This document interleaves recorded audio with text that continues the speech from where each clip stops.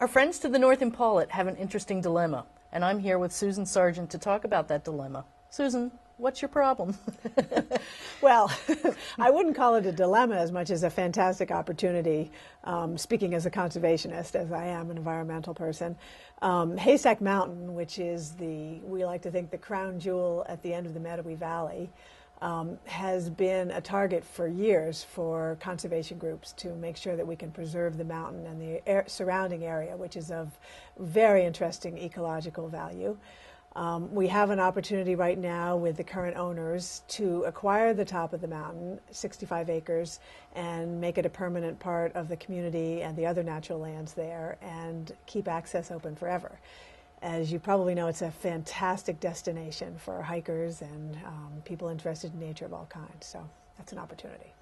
That is. Now, how did this all come? What's the history? How did you get involved? Well, I got involved, I guess you'd say originally I got involved in the whole future of the Meadowy Valley back in the late 70s when the Vermont Land Trust made it a priority to try to save all the farmland through the valley. It's one of the 6 most valuable farming areas in Vermont. Vermont not being really great for farming in a lot of places, but the Meadowy Valley is. So I got involved there. I'm happy to say most of the farms are now in conservation through the valley. Most recently, I've been on the Nature Conservancy Board, and they have acquired different parcels of land around the base of the mountain that promote their own goals of biodiversity and ecologically significant land that they hold. The top, however, has eluded the groups, and it's one of those things people just think it is owned by somebody. You know, the mountain gods or the town or something. People are so surprised to find it's actually owned by a family that doesn't even live here.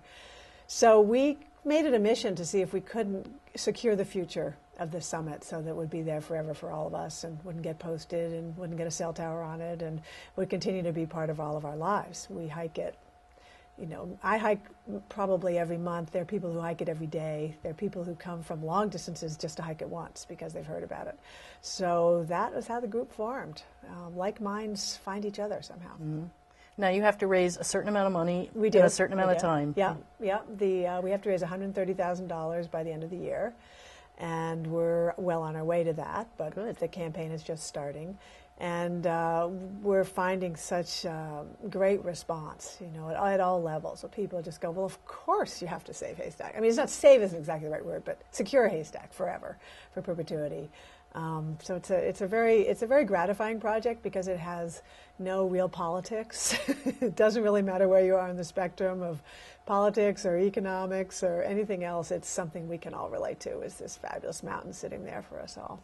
Now, if a viewer wanted to donate some money, how would they contact you? Yeah, we have a website. Okay. Our group is called Friends of Haystack, and it's friendsofhaystack.org. And all the information is right there, including how to get to the trail. And we're happy to have people, as the project advances, we're also working with the other conservation groups to expand the trail network in there.